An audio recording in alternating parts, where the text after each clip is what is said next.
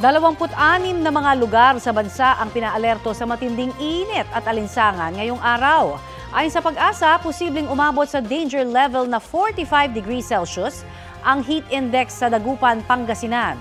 44 degrees Celsius naman sa Iba, Zambales, Tanawan, Batangas, Coron, Palawan at sa Panglao, Bohol. 9 na lugar naman ang posibleng pumalo sa 43 degrees Celsius ang heat index. 12 lugar naman ang posibleng umabot sa 42 degrees Celsius ngayong pong araw. Mananatili namang nasa extreme caution level ang heat index sa Pasay at dito po sa Quezon City.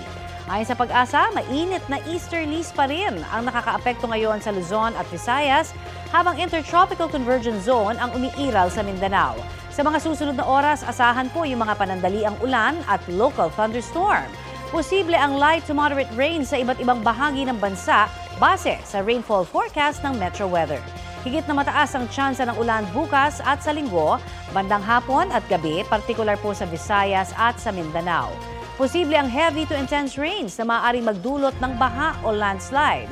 Mananatili namang mababa ang tsansa ng ulan dito sa Metro Manila ngayong weekend.